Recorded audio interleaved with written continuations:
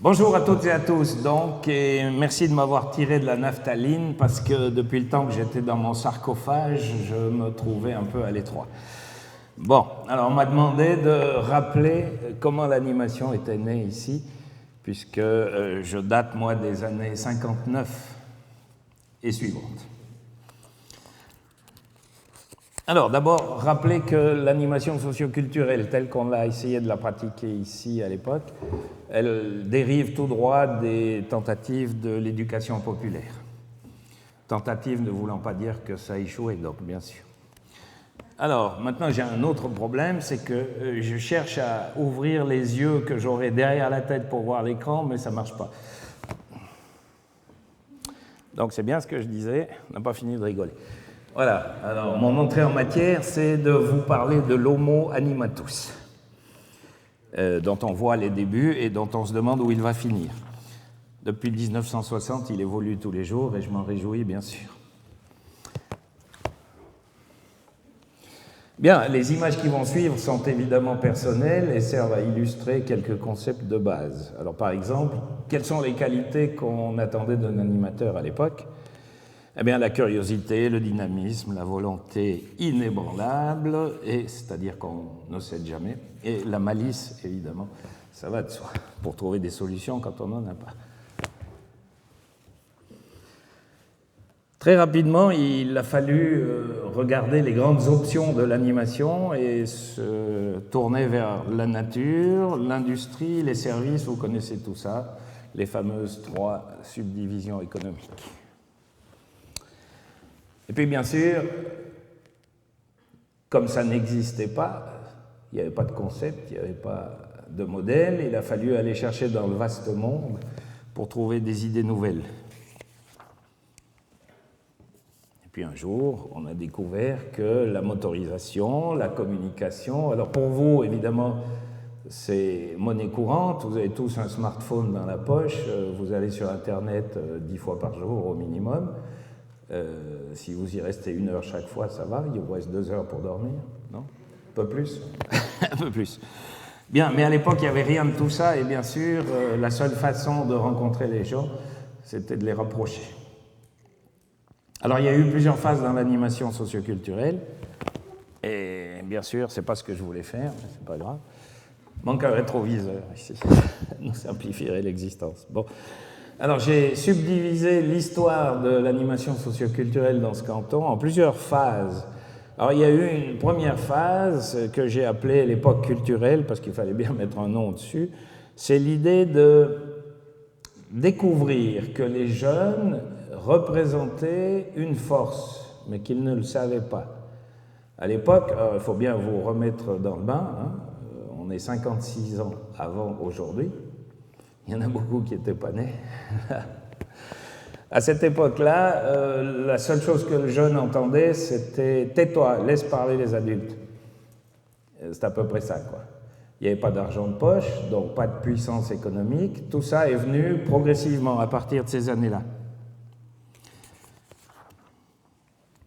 Alors, si tout va bien, voilà, photo d'archives. Vous avez admiré à quel point la révolution jeune de l'époque se manifestait dans son habillement, pour le moins particulier. On a fait mieux dans les années 70, mais à l'époque, on était encore un peu classique. Alors comment est-ce que ça a commencé? Ça a commencé par une exposition qui venait d'ailleurs, qui avait été complétée ici, et qui essayait de poser les grands problèmes des jeunes face au monde. On commençait à voir exister la notion de jeune comme une entité indépendante du reste de la société et qui prenait évidemment le pouvoir petit à petit, très petit à petit d'ailleurs. Mais à l'époque où à Berkeley on descend dans la rue pour arrêter les guerres un peu partout à travers le monde, ici on commence à se rendre compte qu'on existe. Et puis, on s'aperçoit que l'homo animatus, en fait, il peut fonctionner dans n'importe quel domaine. J'ai pas le temps parce qu'on n'a qu'une demi-heure, donc je vous raconterai pas les éternelles blagues de soldats suisses, parce qu'il y en a beaucoup. Les anciens connaissent, les jeunes moins. Mais je certifie ici que les actions d'animation, ça marche dans toutes les factions de la société. Et on commence à conceptualiser, on commence à poser des concepts sur le papier. 1965, on a déjà quelques notions intéressantes qui viennent ici, c'est la notion de démocratie. On part de la base, et c'était l'essentiel du concept local, pour arriver à prendre des décisions quelque part. Alors on a organisé ça par groupe d'activités. On appelait ça des services, pour qu'on comprenne bien que le groupe d'activités bénévoles, je précise, était au service de la population. Et puis chaque service avait un représentant dans un comité où on votait à la majorité quand on n'était pas d'accord. Ça arrive. Bien, deuxième époque, c'est l'époque de l'opposition. Et c'est une opposition artificiellement déclenchée par les professionnels et les institutions de formation, que je remercie ici parce qu'on a vécu des années sympas, notamment en 69. Paris, c'était une année avant. Alors, l'opposition, c'est, j'ai essayé de la résumer ici, entre opposition, éducation contre animation. Et j'insiste sur le mot contre. Il n'est pas là par hasard. À l'époque, on ne cherchait pas du tout à se mettre ensemble pour faire du travail socio-éducatif. On essayait de défendre une chapelle. Il y avait les éducateurs, il y avait les travailleurs sociaux qui étaient avec les éducateurs, et il y avait les animateurs. Et si j'essaye de résumer tout ça, parce que je n'ai pas le temps de développer, tout ce qui est éducation ou travail social, lorsqu'il y a conflit dans un groupe causé par une personne qui a un problème, le travailleur social et l'éducateur s'occupent d'essayer de régler le problème de la personne. L'animateur cherche l'intérêt du groupe. Et quand il y a un choix à faire, vous imaginez bien à quoi ça ressemble. Bon, il est évident que comme l'animation évolue, comme la société évolue, l'animation évolue, et comme l'animation évolue, les animateurs évoluent, et quand ils évoluent aussi physiquement parce que c'était voilà, le look de l'époque. Si on voulait être animateur, on devait avoir cette allure-là, à peu de choses près. Dans le canton de Vaud, à Lausanne, de temps en temps, ou à Genève, ils arrivaient avec un plâtre le lundi matin, en plus.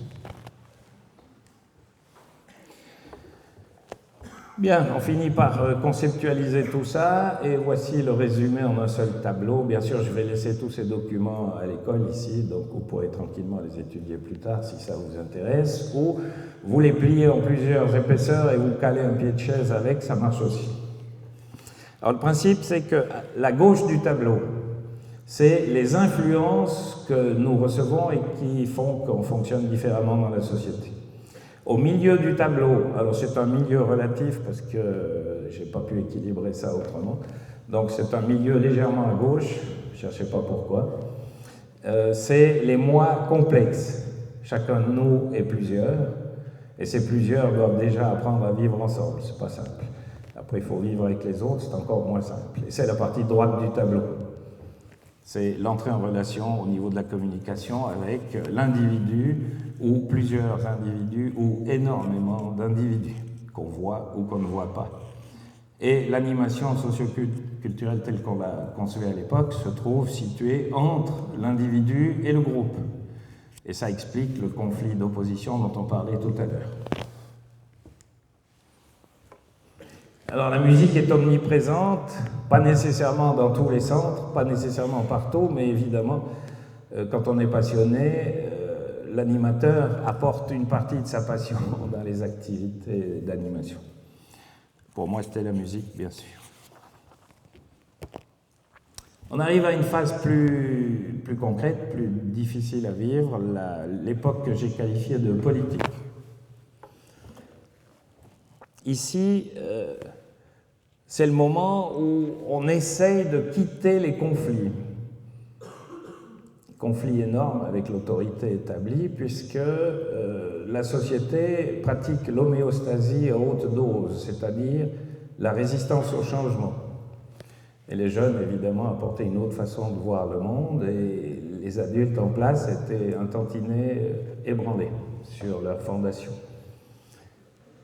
Alors ici, l'optique, c'est de négocier tous gagnants, mais avec une astuce d'organisation qu'on va voir dans un instant. Et bien sûr, ce qu'on refusait, c'était les ghettos. Bien, à partir de 1968, l'animation tente de quitter la gauche du tableau, qui est... C'est moi qui fais ça? C'est moi qui fais ça. Bon, allez, on se retire. Il faut savoir improviser dans la vie. J'ai toujours pensé que l'animation, c'était une longue et précise préparation qui se termine toujours par une totale improvisation. Bien. Je reviens à mon discours. À l'époque où l'animation se lançait, essayait d'exister et de se définir, parce qu'en fait, on n'avait pas de définition non plus, on avait toujours une voie hiérarchique. Ça allait toujours de haut en bas et pratiquement jamais de bas en haut. Et puis on a essayé de poser, c'est la partie droite du tableau, le tout à l'horizontale, et si possible de manière circulaire, de façon à ce qu'on puisse s'améliorer à chaque tour de roue. Et à cette époque-là, à Paris, les jeunes font trembler le gouvernement et trouvent la plage sous les pavés. Voilà, on finit par arriver à un concept qui a fini par tenir debout et qui a permis à l'animation locale de se développer de manière extrêmement importante. C'est ce que j'ai appelé l'équilibre par l'instabilité des trois pouvoirs.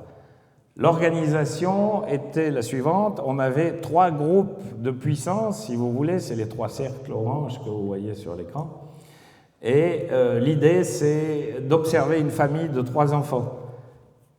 Tous les jours, il y a des alliances qui se font et se défont à raison de 2 contre 1. Il y en a un qui tente de prendre le pouvoir, les 2 autres le stoppent. Et puis sur un autre sujet, un autre jour, à un autre moment, les alliances changent, mais il y a toujours 2 contre 1. Et ça a permis ici de ne laisser à personne le pouvoir seul. On est obligé de négocier.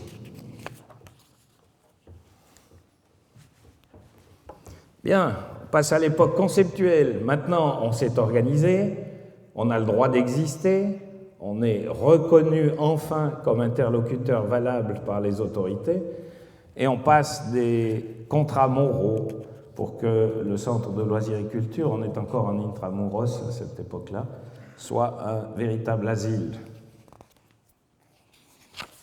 Et on commence à définir des principes pour fonctionner.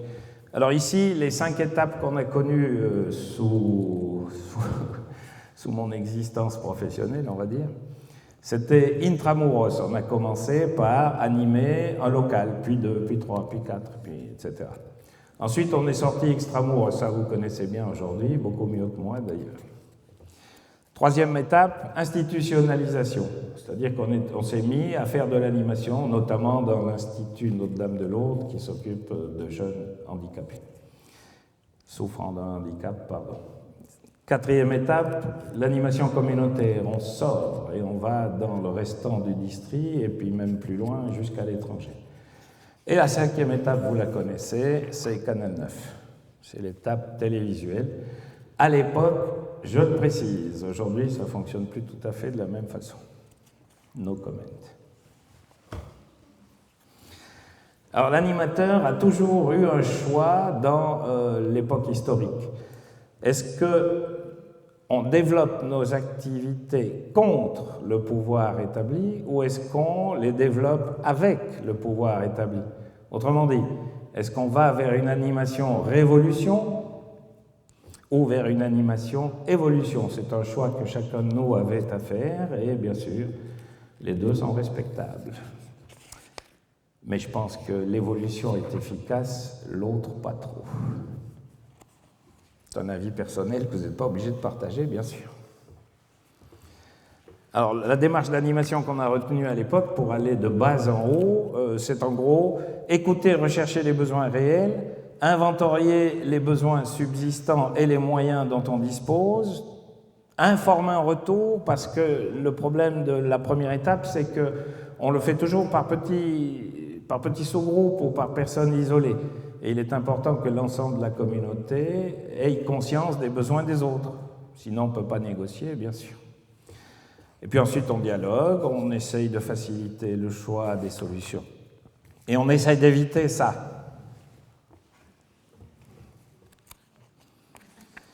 On préfère, évidemment, ceci. Alors l'idée ici, c'est que l'animation crée des espaces de démocratie, des espaces d'expression, des espaces de liberté, etc. L'idée, c'est que l'animateur ne fait pas, il aide les autres à faire ce qu'ils ont jugé utile de faire. Et ça a permis de développer le concept, la vision. Un double développement à la fois de l'individu pour lui-même, sortir de la timidité existentielle pour arriver à une intégration sociale, et puis bien sûr la version horizontale, sortir du superficiel pour entrer dans quelque chose de plus profond. Alors vous pourrez tranquillement regarder ça plus tard dans les jours qui viennent. Vous avez ici les 6 étapes du développement personnel vertical et les 3 étapes du développement social, sociabilité en l'occurrence, horizontal.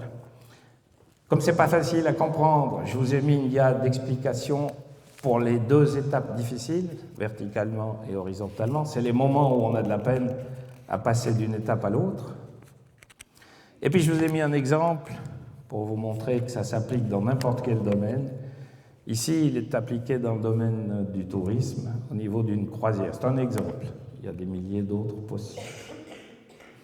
L'idée de base, c'est de passer d'une étape de simple consommation, c'est toujours la première étape, on commence toujours par consommer, passivement, à une étape où on s'intègre de plus en plus et on commence à donner de soi, et on commence à participer à l'évolution de la société.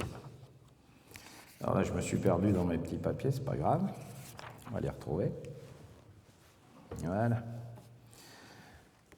Ma conception de l'animation et celle de tous les gens avec qui cette conception a été développée, j'ai essayé de faire le tour quand je suis venu la semaine passée pour quelques animations au niveau du spectacle. J'ai trouvé que des décédés, ou à peu près. Comme quoi, merci de m'avoir sorti du sarcophage pour encore un moment. Bien, donc on commence par avoir des groupes de bénévoles. Ces fameux services dont on parlait il y a un certain moment en arrière, et puis on imagine que ça va se répandre par imitation. Ceux qui ne sont pas dans un groupe d'activité voient y fonctionner un groupe d'activité au service de toute la population, puis se disent bah, pourquoi pas moi et moi aussi, et tout le monde s'y met. Oui, mais ça c'est la version idéale, ça ne marche pas comme ça. Alors j'ai appelé la suite la malédiction vitale. Ça a plusieurs étapes qu'on va voir l'une après l'autre. Alors, la version idéale, c'est ce que j'ai appelé le sida culturel. À l'époque, ça m'énervait de voir ce machin se répandre dans le monde et nous causer des tas de problèmes. Je me suis dit qu'on pouvait le voir de manière positive aussi. Après tout, on prend son modèle, on contamine tout le monde et le monde ira mieux après. Ça, c'était l'idéal. En réalité, ça ne marche pas, parce que ça fonctionne comme ça. Un petit peu de dynamique de groupe pour ceux qui n'en ont pas fait assez, et pour les autres, c'est un petit rappel. Alors d'abord, on se trouve devant un objectif qu'on a défini. On s'est rendu compte qu'on n'arrivait pas, avec les moyens disponibles, à atteindre cet objectif. Alors qu'est-ce qu'on fait? On fait un groupe. On se met à plusieurs, et l'oignon fait la force, c'est bien connu à Berne, à une certaine époque de l'année. Donc, on commence à développer ensemble la connaissance du problème. Puis, on cherche ensemble les moyens qui vont pouvoir permettre de résoudre le problème. Et puis, on apprend à maîtriser ces moyens et on résout le problème. Là, on est content. On a fait un grand pas en avant. Et on se met à boucler. Parce qu'on a développé des capacités, des connaissances.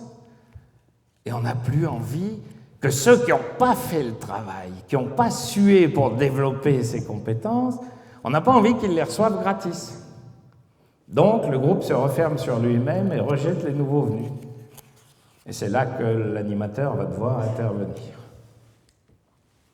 Alors il y a deux façons de terminer le cycle. J'ai appelé ça la fin ubuesque. Et je vous ai mis une grande gidouille pour ceux qui savent. Pour les autres, ils vont voir du côté de Jarry, Boris Vian et compagnie. C'est une très bonne lecture, intéressante. Puis ça permet de connaître comment tout ça est né. Alors comment ça se passe? Le groupe s'est fermé sur lui-même. Au bout d'un moment, l'ennui s'installe. Au bout d'un moment, il y a des gens qui s'en vont pour le business ou pour l'amour ou qui meurent. Et on perd les compétences de ces gens-là dans le groupe. Et le groupe devient de plus en plus inefficace. Il finit par crever tout seul. L'autre solution, c'est celle qu'on préconise, bien sûr, c'est la méthode dynamique. Chaque fois que la boucle se referme et qu'on tombe dans la routine, l'animateur intervient pour susciter. Il faut que ça sorte du groupe, mais en fait, ça ne sort pas toujours du groupe. Des fois, il faut pousser un petit peu, mais ça marche toujours. On finit par donner un objectif plus grand, plus inatteignable, plus idéaliste, et le groupe se lance dans quelque chose de plus gros, jusqu'à ce qu'il ait appris à maîtriser la nouvelle tâche. Et dans ce cas-là, on intervient à nouveau pour relancer la dynamique. Petit exemple rapide de ce qui s'est passé ici à Sierre, à l'époque. D'abord, une seule salle de réunion, une fois par semaine, pour les jeunes, juste pour discuter. Ensuite, une soirée dansante mensuelle pour les jeunes, toujours. Une soirée d'animation pour tous. Ah, là, c'est plus que les jeunes, on commence à ouvrir et les ennuis arrivent. Création de services spécifiques dans les divers domaines, on a vu ça. Ouverture d'une maison des jeunes et de la culture. On partait d'une fondation de la maison des jeunes pour mouvement d'action catholique qui reconnaissait le curé comme chef spirituel de la paroisse, à quelque chose d'ouvert à tous, quelle que soit sa confession ou ses opinions. Transformation en centre de loisiriculture pour éliminer le mot jeune. Le but, c'est que ça s'ouvre aux rencontres entre jeunes, entre adultes, entre aînés, entre personnes souffrant de handicap, etc. Refus du ghetto confortable réservé aux jeunes, parce que ça, on a essayé dès le début. On vous donne un subside, vous êtes tranquille, vous avez même un salaire, mais vous vous occupez que des jeunes dans un local où on est tranquille. Tant qu'ils sont là, ils ne nous ennuient pas ailleurs. Ça, c'est niette. Pour nous, bien sûr. Évolution vers un centre intégrant toutes les formes de la population, bien sûr. Développement d'un concept communautaire extramuros, et là on va sur le terrain. Création de saisons culturelles, parce qu'on a droit à des cultures, même alternatives, bien sûr, et on va essayer de montrer les apports de ces cultures alternatives. Extension à des collaborations européennes. On sort du pays pour aller voir ailleurs, pour comprendre les besoins que d'autres ont et qui peuvent peut-être nous donner des embryons de solutions pour nos problèmes à nous. Mise en place d'une télévision locale puis régionale. Le but de l'opération, c'était de dire si vous apprenez à faire une émission et donc à manipuler les esprits des téléspectateurs, chaque fois que vous regarderez la télévision des autres, vous saurez quand on manipule vos esprits. Aucune allusion à Plus belle la vie ou d'autres séries du même genre, bien sûr. Je vous laisse libre de vos opinions.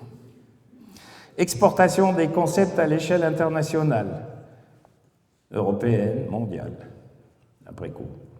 Et puis, arriver à la conclusion que c'est bien joli l'animation socioculturelle, c'est bien joli d'avoir un poste officiel, c'est bien joli d'avoir un salaire confortable, 850 francs par mois à l'époque avec 2 enfants. C'est pas tombé dans les pommes, ça va, on peut continuer. Aujourd'hui, c'est un peu mieux quand même. Hein. Mais le problème, c'est que ça nous endort. Donc, je suis arrivé à la conclusion que la meilleure animation se pratique en dehors de la profession d'animateur, après la profession d'animateur. Alors, pour terminer rapidement, j'aimerais vous signaler un bouquin, si vous ne le connaissez pas, il existe en livre de poche, c'est un petit bouquin, c'est pas le meilleur de Zola, mais c'est le premier que j'ai trouvé dans l'histoire francophone, où on parle de l'animation. Il y a un curé, il y a un maire, il y a un instituteur, il y a une équipe de jeunes qui casse tout le samedi soir, si ça vous rappelle les années 50 en Valais. c'est sûrement pas par hasard. Et on met une salle de la paroisse à disposition des jeunes, etc. Vous connaissez l'histoire, vous savez comment ça a commencé, on en a déjà parlé. Trouvez tout ça dans le 4e tome des Rougon-Macquart. Et pour ceux qui ont envie de s'intellectualiser un peu, tout en lisant quelque chose d'agréable à lire, 3 romans de science-fiction qui sont basés sur la sémantique générale de Korzybski et sur 2-3 autres idées. Le non-A, c'est le non-aristotélicien, celui qui rejette la logique traditionnelle qui nous enferme pour aller chercher d'autres logiques, d'autres possibilités d'ouverture. Et puis on arrive à l'époque économique. Alors l'époque économique, c'est plus la mienne, donc je laisserai à mon collègue tout à l'heure le soin de développer tout ça. Moi, ce que j'avais noté comme point de réflexion à l'époque, c'était de dire que cette époque économique où on a franchi l'étape de la reconnaissance, on existe, hein, on négocie d'égal à égal ou presque, ça crée des dangers. D'abord, le premier, le retour du ghetto. On obtient de l'argent, des salaires, mais on accepte d'enfermer une partie de la population dans des murs et dans des activités spécifiques. 3 petits points, ou pas. Deuxième élément, la mondialisation, qui a développé un cortège de chômeurs magnifiques, qui fait planer le risque d'une génération entière sacrifiée. 3 petits points, ou pas. Troisième point, l'autofinancement des activités assure l'autonomie décisionnelle des structures d'animation. 3 petits points, ou pas. Quatrième et dernier point, l'homéostasie du système sociétal, la résistance au changement, qui tend à faire baisser les bras, pourra rien y faire, n'est pas assez puissant, n'arrivera pas. 3 petits points, ou pas. L'autofinancement des activités d'animation, ça peut se résoudre en utilisant le système que nous condamnons. Alors l'idée, c'est de dire que puisqu'il existe beaucoup d'argent dans cette société, il suffit d'en piquer une petite partie grâce à des ententes multipartites. Je vous laisserai le soin d'analyser tout ça ou d'en discuter dans le futur.